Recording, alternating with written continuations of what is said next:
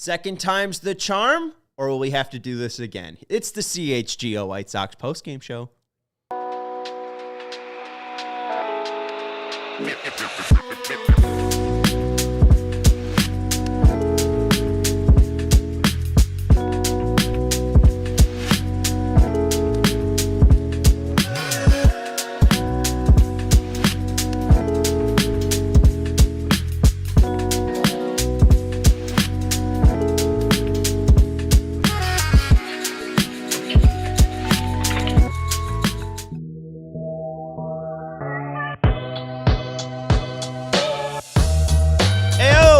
CHGO White Sox post-game show presented by Bet365. Whatever the moment, it is never ordinary with our friends over at Bet365. Sign up using our code CHGO365 over at the brand new Bet365 app here in Illinois. We are coming to you live for the second time from our CHGO studios in the West Loop of Chicago. I am Sean Anderson, being produced today by Joey Christopoulos. Make sure you hit that thumbs up button and make sure you're subscribing. And appreciate Ryan joining us. If I do sound like Megatron at any point, let Joey know, okay? That would be very nice. Sox lose 6-4 tonight. I think I will talk about tonight's game. Sox lose the second straight game, fall to 17-38.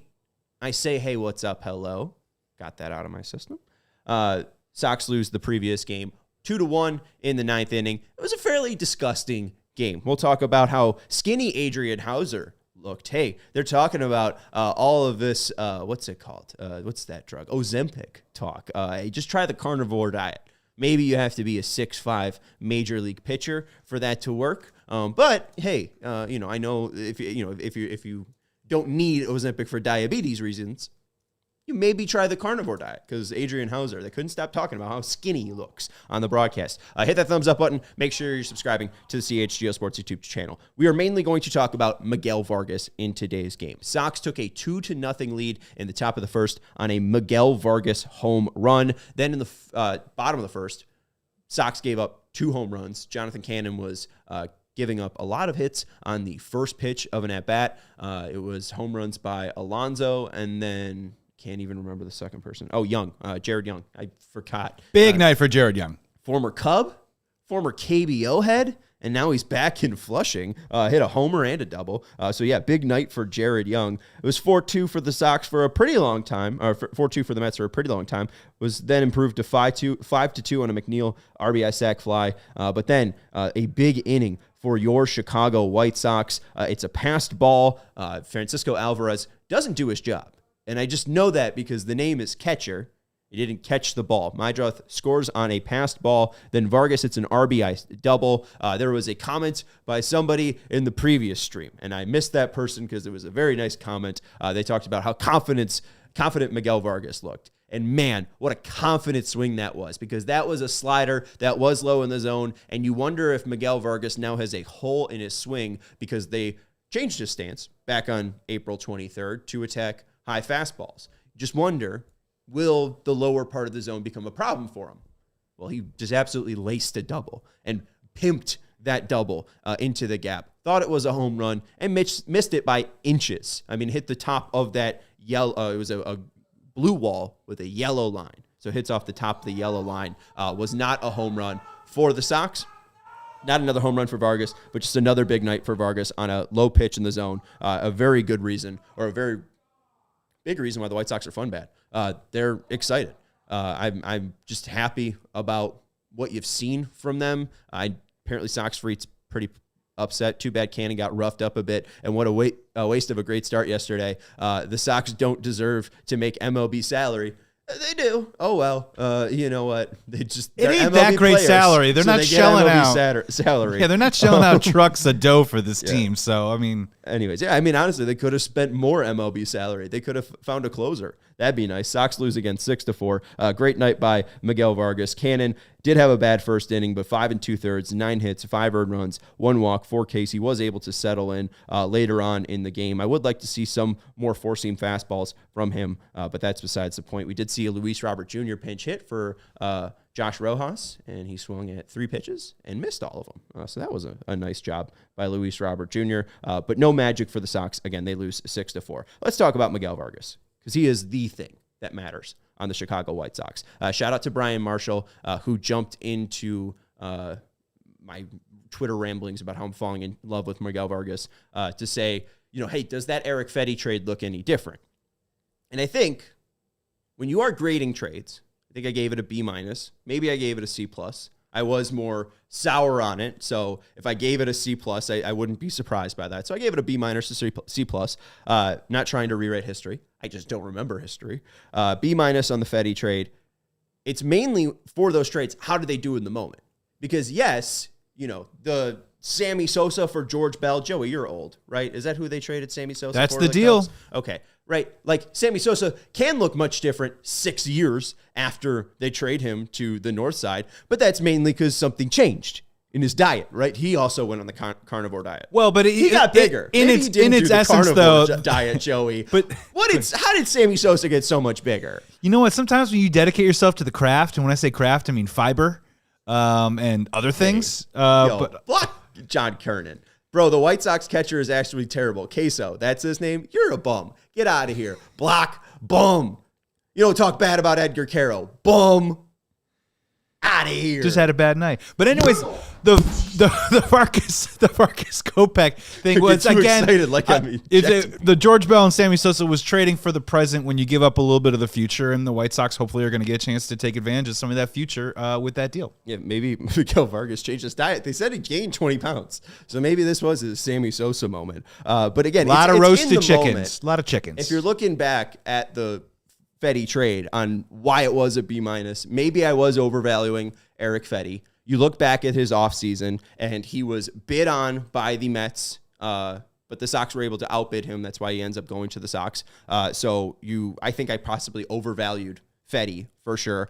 And you could just look at Major League Baseball. They really didn't value Kopech. They understood that he threw very fast, but I don't think anyone expected him to be that insanely good of a closer for the Dodgers going down the end of the line. So, that's probably why I was probably too low on it, because you look back, Albertus was the herald prospect from the trade. He's been recovering from, I think, leg surgery, but Joral Perez has been very fun to watch in the minor league so far. And obviously, Vargas has been a story for the Chicago White Sox, pretty much the story for the White Sox in 2025.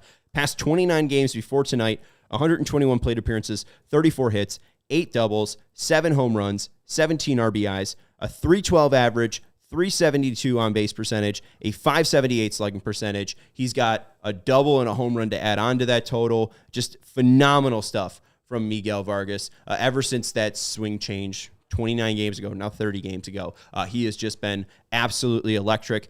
Timothy was the one who brought up Miguel Vargas' confidence. Again, he has just been absolutely so confident. When you talk about this 121 lost teams, one of the remaining images of that team is Miguel Vargas looking so distraught, just in despair in the Oakland dugout, just being like, what did I get myself into when they lost their 21st straight game?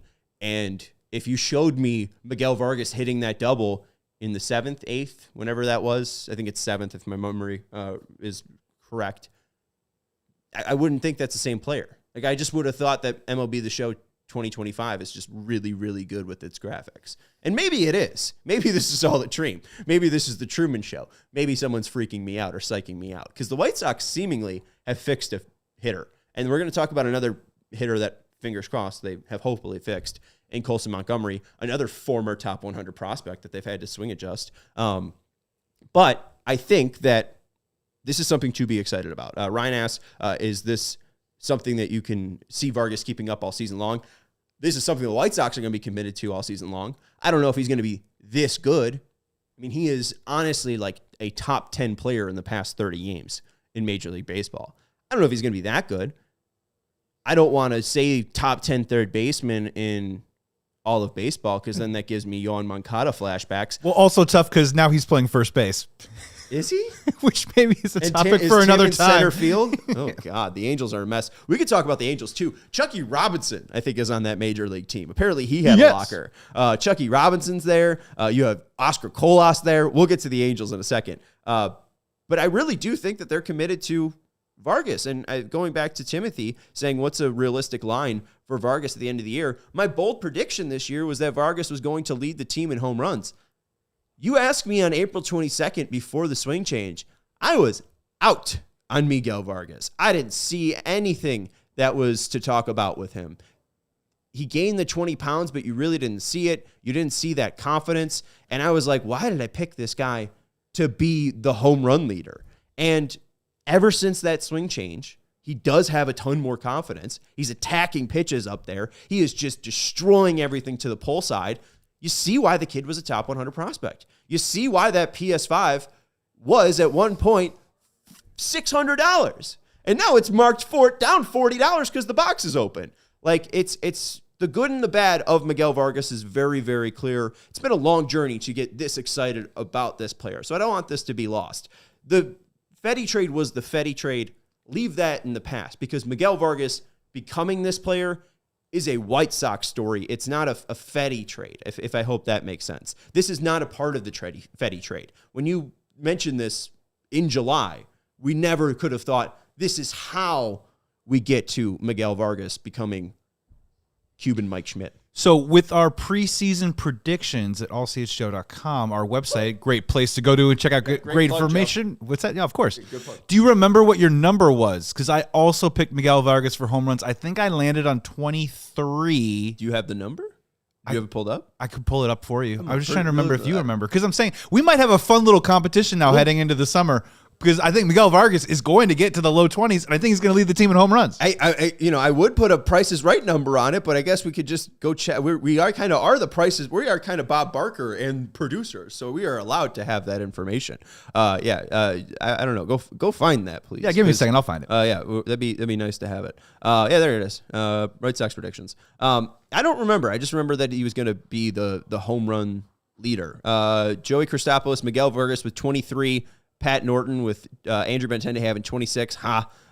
Jared Wells fell into the trap. Luis Robert Jr. with 29. And I said Luis Robert Jr. will hit 20 home runs. LOL with the White Sox before being traded in early July. That's wishful thinking. Miguel Vargas in the last series will hit his 21st and 22nd homers of the season. So we do have a Price is Right situation. Yes. But you're the under and I'm the over. Yeah, you put in your guess at 23, and I'm like, oh, he's going to go over. So I'll take 22 and 21. But at least in this Price is Right situation, I cannot knock you for going over. That just means I probably owe you a Miguel Vargas jersey. Or a rotisserie chicken. We'll see what the bet is. We don't need to talk about the... Hey, man had dinner, okay? We don't need to talk about the rotisserie chicken. A man had some dinner. Is that a story? There's one review on our podcast site when we did have Herb and Vinny that these guys talk too much about what they ate. Okay? Do we really need to talk about the rotisserie chicken?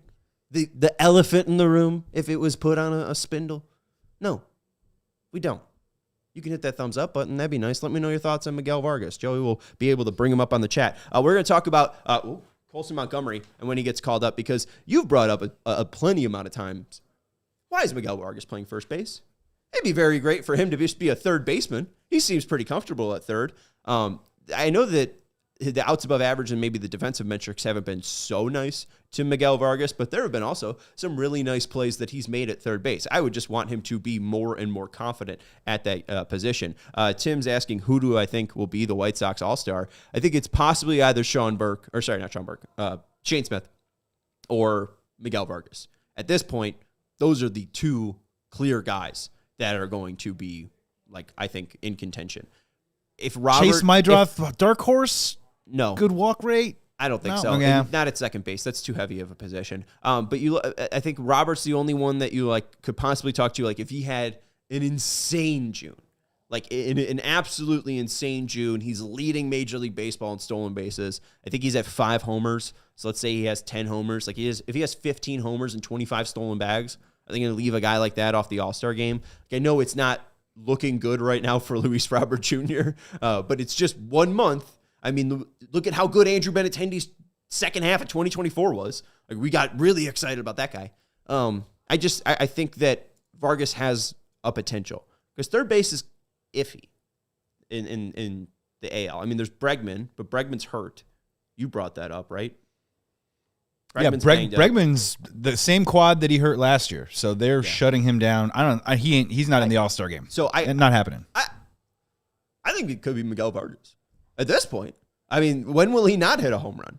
When will he not get out? He's really damn good. I've been really, really excited about this. And I would not have been able to tell you this at any point last year. I was not excited about Miguel Vargas. There were no metrics that I was like, oh, this guy is a former top 100 prospect. I thought that this guy was just distraught and not ready for Major League Baseball. I was wrong. And I think one take that I'm probably wrong about is that coaches don't matter. It's just the proper coaches. You need a biomechanic or a biomechanist. The hell is the word for that? You need somebody who understands biomechanics. Ryan Fuller and his team understand that. They actually have a biomechanist, whatever the hell the word is. We're going to take an ad break soon, so I don't need to figure it out. Finally on staff, and they're able to fix and adjust Miguel Vargas. We'll talk about somebody that they've hopefully fixed and did with, that sounds weird. Hopefully they haven't fixed Colson Montgomery. Hopefully they've fixed his swing. We're on the Price is Right super hard right now. Now we're talking about spaying our pets, all that stuff. We should go to a break. Let's take a break. We want to let you know about our friends over at Bet365. Whatever the moment, it's never ordinary at Bet365. New customers now get $150 in bonus bets when you bet $5, win or lose. Sign up, use the code CHGO365, deposit $10, and place a bet for $5 to get $150 in bonus bets if your bet wins or loses. Hey, why not you just be a big meatball, go bet on the Sox to win the rubber match. Is that what the rubber game? Whatever. The third game of the series. Well, they're avoiding to get swept tomorrow. Right. You know? What's the actual word for that? Well, the rubber match is when there's 1-1 and then they're trying to win. So they're avoiding the sweep. All right. Maybe you bet on the Sox because if they lose, they get swept. You'll be bummed. But you'll win $5 at plus money. That's a fun time. And you get the bonus bets. Go check them out, too, because if the Sox take a 5-0 lead, maybe it's a bad start by the Mets, and Shane Smith has a nice start, you get an early payout, even if the Sox do not finish off and win that actual game, as long as they take a 5-run lead at some point. Breaking news from Bet365. New customers now get $150 in bonus bets when you bet $5, win or lose. Sign up with our code CHGO365. Must be 21 plus. If you or somebody you know has a gambling problem, crisis counseling or referral services can be accessed by calling 1-800-GAMBLER in app only. We also want to let you know about our friends over at Ray CDHR. Or CDHR, where the hell is the H? Ray CDJR. New vehicles are in store at Ray Chrysler, Dodge, Jeep, and Ram. And this is your chance to score a great deal during the Employee Pricing Plus sales event. Head to Ray CDJR on Route 12 today to choose from their huge inventory of new Chrysler, Dodge, Jeep, and Ram vehicles. And right now, lease the new 2025 Jeep Grand Cherokee 4xE for only $245 a month for 24 months. Plus, shop over 125 vehicles priced under $20,000 with a friendly team of brand experts. The team at Ray CDJR is here to help you during each step of your car shopping journey. Plus, since they prioritize affordability, you know you won't overpay for the vehicle you need. And with Ray's Price Promise, you could shop confidently with no add-ons or hidden fees ever. So don't miss out on the Employee Pricing Sales Plus sales event for huge savings on the Jeep Grand Cherokee. For more information, visit Ray CDJR today on Route 12 in Fox Lake or online at raycdjr.com. They've been serving the community since 1963. Hit that thumbs up button if you be so kind, and make sure you subscribe to the CHGO Sports YouTube channel. We're trying to grow our stuff up to 100K. We get a nice plaque there, so if you want to tell a friend about our channel, we got Bears coverage, Bulls coverage, Blackhawks coverage, Sox coverage, and even for your North Side friends, they do exist. We have CHGO Cubs coverage. Appreciate you hanging out with us. We were supposed to take the temperature with our friends over at Four Seasons, but I think I kind of blew that segment in the first segment, Joey, because we were supposed to take the temperature of Miguel Vargas, and I kind of just slobbered all over him. Taking the temperature is a segment presented by our friends over at Four Seasons Heating, Air Conditioning, Plumbing, and Electric. Your trusted local experts are Four Seasons. Visit fourseasonsheatingcooling.com for all their special offers and money-saving coupons. That's fourseasonsheatingcooling.com. Call 866-4-SEASONS. We'll get to your questions, too. We have some diehard Discord questions that we will get to after we take the temp. Joey, what I want to do, you mentioned Colson Montgomery's call-up. I do think it is somewhat impending. I know people say, oh, it's too early. He's got to prove himself at AAA. Vinny Capra was in this baseball game. Vinny Capra is my size. If you stood me up next to Vinny Capra, we would be the same size. Same weight, same height. He's a Major League Baseball player. I'm not. I'm really surprised that somebody that tiny has made it to the major leagues. It's truly a heroic effort for Vinny Capra. I'm not trying to bash the man. The fact that he's got here, Herculean for Vinny Capra. So congratulations. I'd rather try the former top 100 prospect who's 6'4". And I understand that the swing has changed and he's showing this against AAA competition. But our shortstop mainly this year, outside of Chase Majoth, who has been fantastic, and if he got an all-star nod, I wouldn't be upset. I think it's just a little bit too early. I'd like to see Colson Montgomery. We've seen a lot of Jake Amaya. We've seen a lot of Vinny Capra. We could see Chase Majoth stay in the lineup, just shift him over to second base, and have Colson Montgomery try himself out at shortstop. Chris Getz was talking about calling or having Colson Montgomery make the opening day roster. Like, that was the whole talk on February 25th before he played his first spring training game, was that he had the opportunity to make the opening day roster as the starting shortstop. They think highly of Colson Montgomery. If he's fixed his swing, I mean, it's 2 months later. Like, I don't think they wouldn't be that bullish to call him up. I think that come June, which is in about 5 days or 3 days, I think we will be hearing rumblings of Colson Montgomery getting called up if he continues this hot streak. So I think that would then hopefully push Miguel Vargas back to third base. I'm mainly just trying to talk about Miguel Vargas at third base because I'm trying to set up what the roster will look like at some point in June. I said that Colson will have a similar timeline to Tim Anderson. Tim Anderson picked at a similar position. He was called up like June 15th, I think 2016, 2 years after he was drafted. Might have that timeline off. But I think Colson might have a similar call-up. Because, again, what are we really doing at shortstop? I think Colson's one of the players, obviously, the 13 hitters that you'd re-rostering. He'd be playing shortstop. I'd want to see Vargas at third base. He'd be playing there. Majoth at second. He'd probably be their starting second baseman each and every day.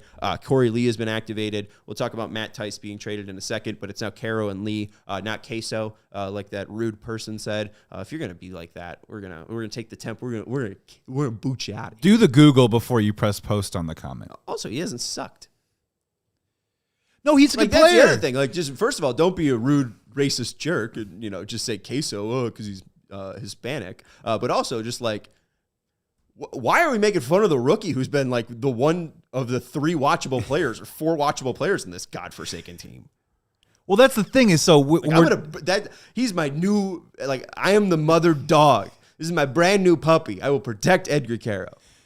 But here's the thing, is that, as you're about to go into the roster here, there's been 2 things that I've found to be pleasantly surprising about this team so far this year. Is the first one is I've been pleasantly surprised that they have given they've given the quick call up to guys like Chase, to guys like Caro so far. Now, I'm not saying that should also be applied to every single player, including Teal or name whatever player. But since Colson went back down, they have not been quick to just bring him back up to the major leagues. And I think my hope is that they're waiting to make sure that when he does come up, he stays up there.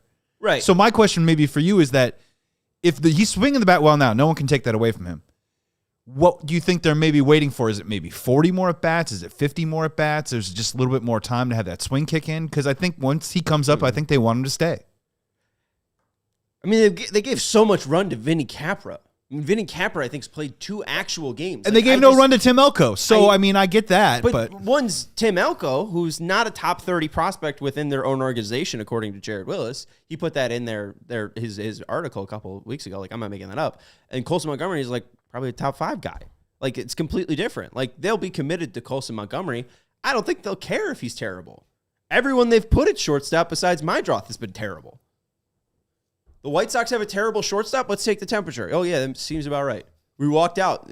Temperature is as is. Are you using a rectal thermometer for that temperature with the shortstop position with the White Sox? This is a sponsor segment. We want to keep the sponsor. What we want is an accurate temperature is what we're talking about here. Mercy. All right. So anyways, we got Caro, Lee, Vargas, Colson, Mydroth. That's 5 players that are for sure on there. I think Robert and Benintendi, just because of their salary, are on the team. So that's 7 of the 13. I think Tauchman and Slater is a platoon they want to explore. I don't think they're going to give up on that in the next 15 days. So that's 9 of the 13. Do they keep Taylor? Palacios is still on this team. Sosa or Rojas. They need a first baseman, so I think Vaughn or Elko could be called up soon. Vaughn just hit a home run tonight in Charlotte. Like, what does this roster look like in June? I think it's Vargas at third, Caro and Lee at catcher, Colson at shortstop, Mydroth at second base. I'm going to just say Vaughn at first because I think they're going to call him up like probably after 10 games. I don't think it's going to be a long run for him. Berger got like a similar call down for the Rangers and then got called back up in I think like 4 games. And talked about how great it was for him, and I'm sure they're texting in. Yeah. So I'll say Vaughn's a check, Tauchman's a check, Robert's a check, Slater's a check, Benny's a check. Like I think Taylor and Palacios are in trouble. And maybe Sosa or Rojas. I wonder if they'll ban a chip on Rojas. I think that's the one person that's probably in trouble with a Colson activation. Obviously, Capra is as well. But if they call up Colson, they'll need to have some first baseman. So I think that probably then leads to Rojas or Sosa being cut. And I think it's probably Rojas, but they gave him $1 million. And Sosa is a righty. They like the ability to have flexibility, handedness, flexibility. Rojas is a lefty. That's probably puts him over a little bit, even though Sosa's led the team in hits. Yeah, you would think Sosa is safe on that one, but just as you walked he that through, he doesn't play any defense. And he's like not that good of a hitter. Like he's a fine hitter, but he's not that good of a hitter. But that lineup that you just walked through, am I like, is it really late at night, or have I been smelling the rotisserie chicken all night long? But that's a watchable lineup. No, yeah, and they have been watchable. I mean, I think Beeflo for Josh Nelson tweeted this out recently. Over the past 30 days, everyone's been an above-average hitter according to weighted runs created plus, except for the 2 effing guys they're paying. Like the 2 guys that are below 100, Benintendi is at like a 99, and I think Robert Jr. is at like a 91. And everyone else is like performing. So, like this lineup has been watchable. This is why we've given them the fun bad moniker. And that's why I'm annoyed after a 2-1 loss and a 6-4 loss. Because, they almost had the Mets. They're just a bad baseball team. To be fair, taking the temp. The White Sox kind of stink. To be very fair, Benintendi did do a great job getting on base by taking that fastball right between the square of the 2 and the 3 in the middle of the back. Yowza. I don't know if we could take the temp of his back, but if we took a photo, it'd be very black and blue. You can't escape that one. That one was inescapable. No, that was a beeline right for his back. All right, we do have to take a break here on the CHGO White Sox podcast. After the break, we'll talk about the Matt Tice trade that happened earlier. Talk a little bit about Adrian Hauser's night yesterday. We'll also talk about Dan Plesac a little bit, and then we got some Discord questions. So make sure you stick tuned. Hit that thumbs up button. If you have anything, Joey can read your thoughts right after the break. We want to let you know about our friends over at Mando. It is the deodorant that I use. After I eat an entire rotisserie chicken, I need to apply all-body deodorant because I will smell like an entire bird. What makes Mando unique from other deodorants? It's the whole bodiness. It was created by a doctor who saw firsthand how normal BO was being misdiagnosed and mistreated. This deodorant is safe to use all throughout, all over your body. Pits, balls, thighs, folds, belly button, butt crack, and feet.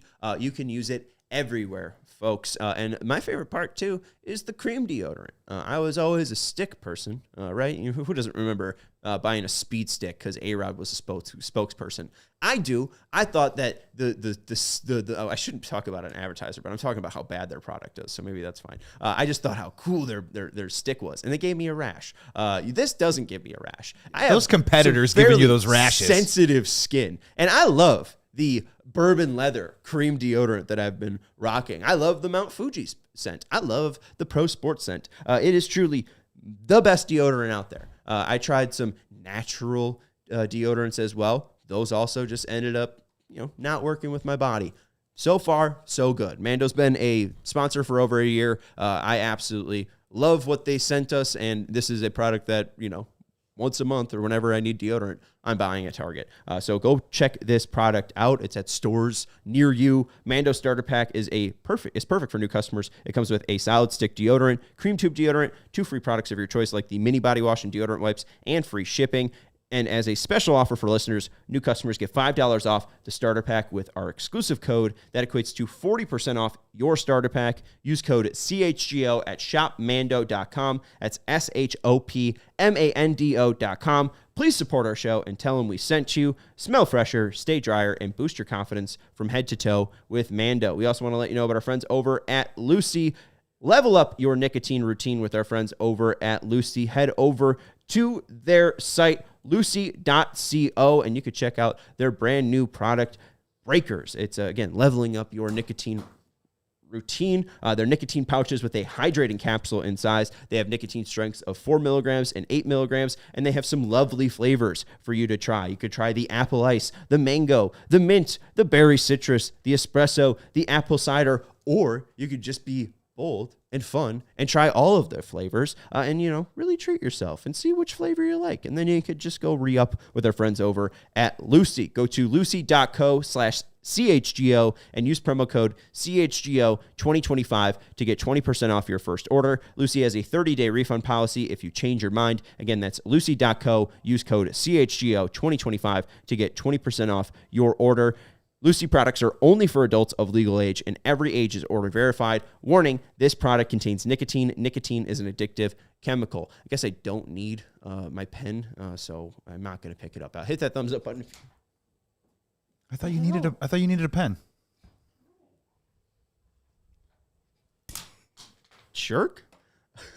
Hit that thumbs up button like Joey is telling you. We got 23 people hanging out with us and only 8 likes. So if you haven't hit that like button, make sure you hit that like button.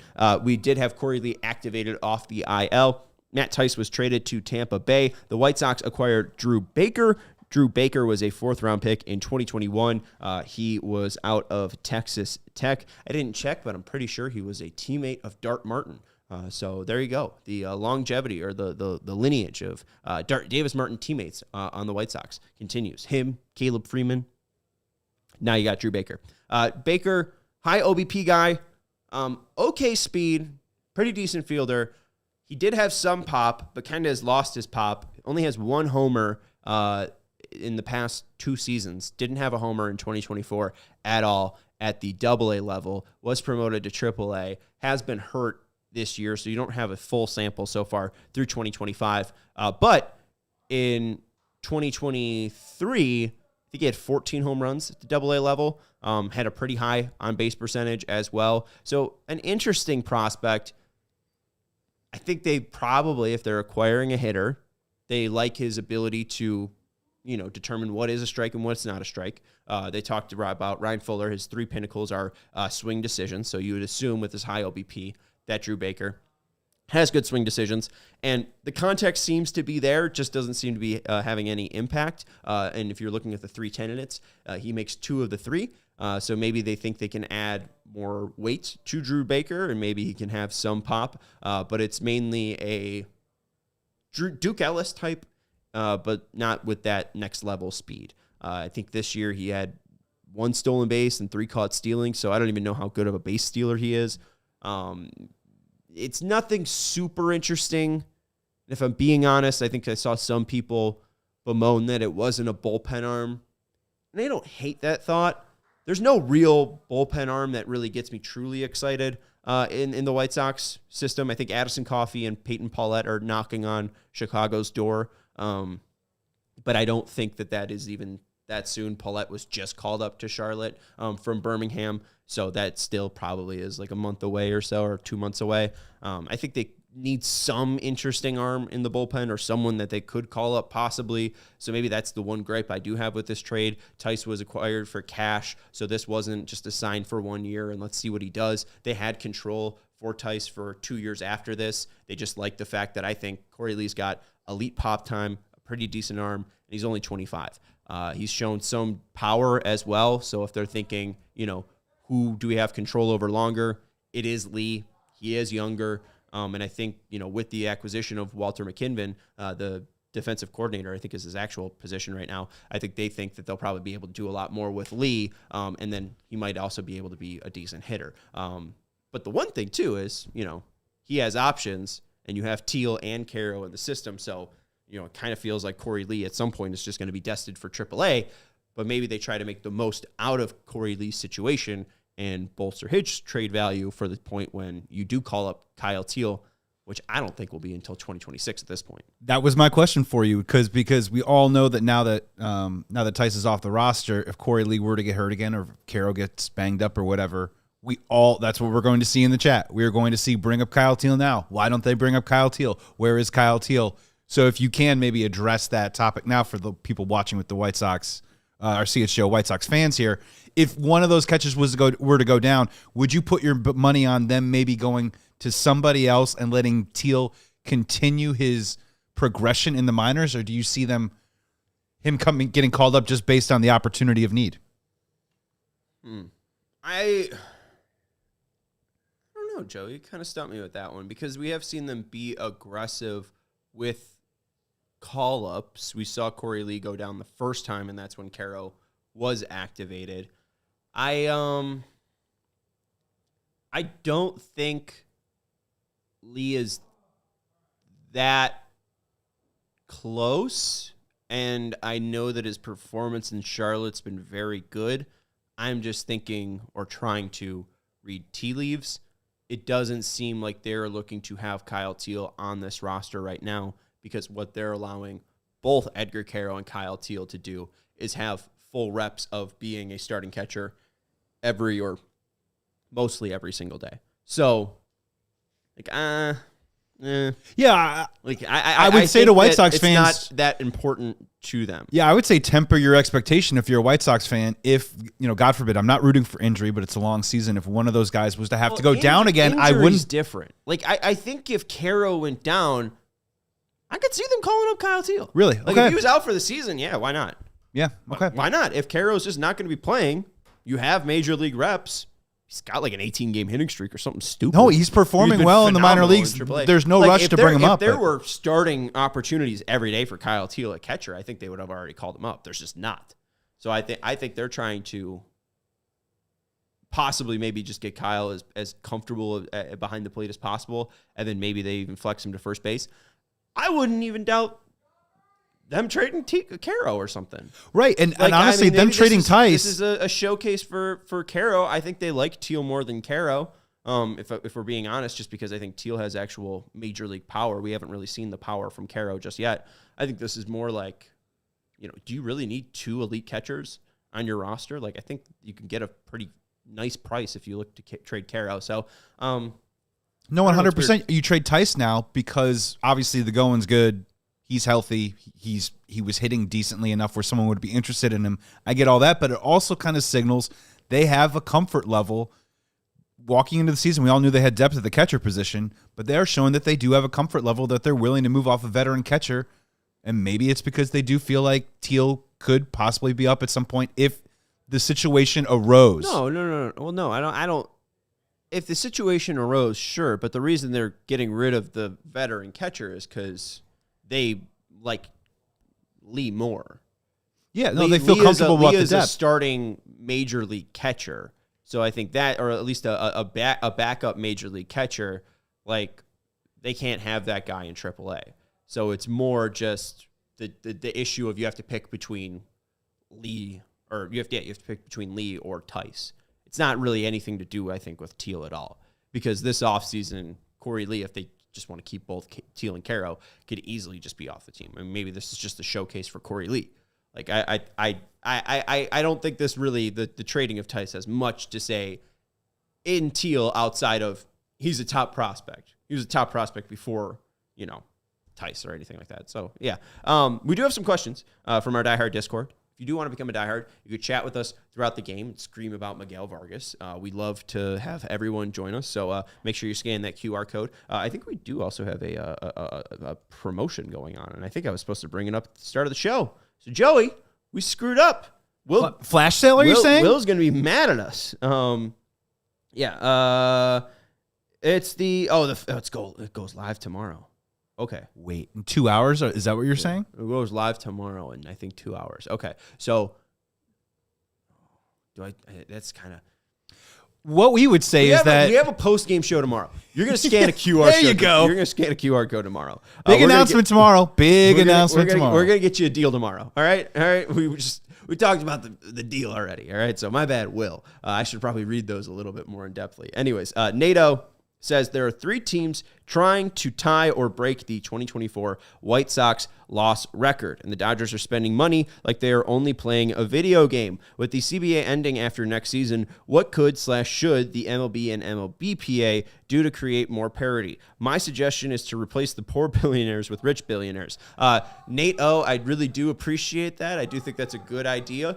The thing that at least with the whole billionaire part is, there's not even 1%. Like there's 100 billionaires. So I don't know how. I think a billionaire is rich already. I don't think there are poor billionaires. So that's the one flaw in the logic. Firstly, it's going to be a lockout. One thing baseball has not been afraid of: spring training will likely be delayed, maybe the start of the season. The owners and the players do not get along, have not get along. This will be another time where they just screw over baseball fans. So, hooray, woohoo, we love baseball. Don't we love baseball? Baseball's great. Manfred, I think, is also on his way out, too. I think Manfred is, maybe he signed a contract extension. Maybe I'm wrong. There were rumors that he's going to do a transition thing, and I think he's probably going to try and get through this labor strife, and then maybe 28, 29, I think he would probably move on. My other question for you, Sean, is, though, what do you think is a bigger problem with the labor strike coming up? Is it the floor, or is it the top of the market, the cap, the opportunity that teams can have to spend? Owners will want a cap. Which won't happen. And the PA won't. So, I mean, that's just the thing that is pretty much a non-starter for both sides, and that's why I think a lockout's going to happen. Is the floor the bigger issue then? I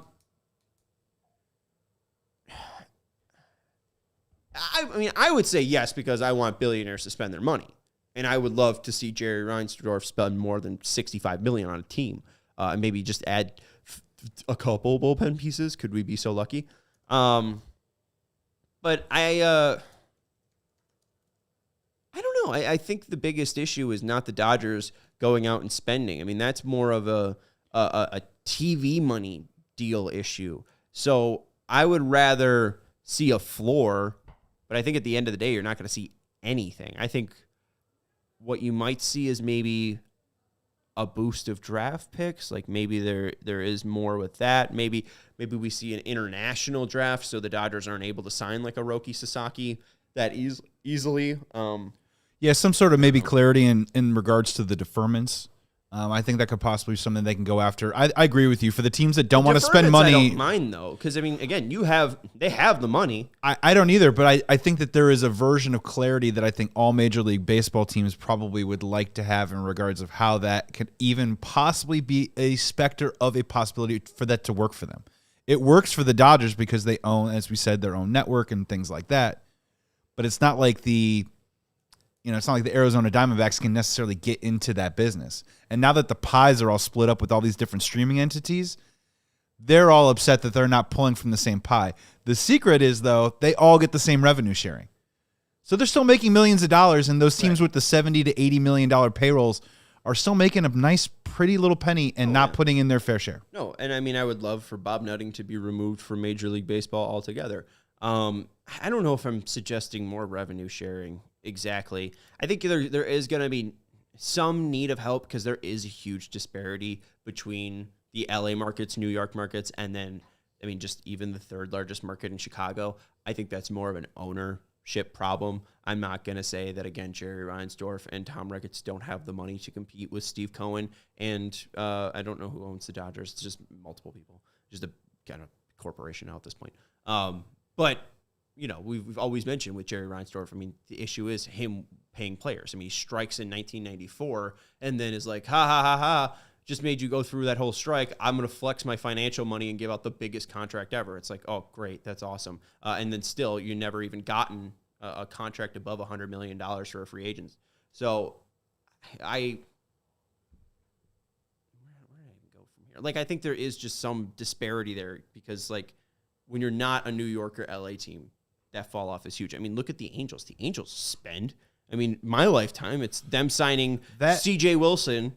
Oh, they also signed Albert Pujols, Josh Hamilton, Mike Trout. Well, no, that's why I posted like that. Spending doesn't always work. I know that we have examples like the Dodgers and the Yankees, but even like the Mets had to trim some payroll. They're still spending a crazy amount of money, but spending doesn't always work. You know what always doesn't work? Not investing money into your franchise and still collecting that pretty penny and still charging people $12 to $16 a beer and $7 for the water and all of that stuff. And how do you keep your constituency happy without kicking some of these dudes out unless these owners actually want to get serious about spending money into their franchise? It is weird though, because we did see apparently some push from Major League Baseball for the A's to spend this offseason. Like, they were like, all right, you're going to Sacramento. You're going to need to spend some money. And they went out and spent money on Luis Severino.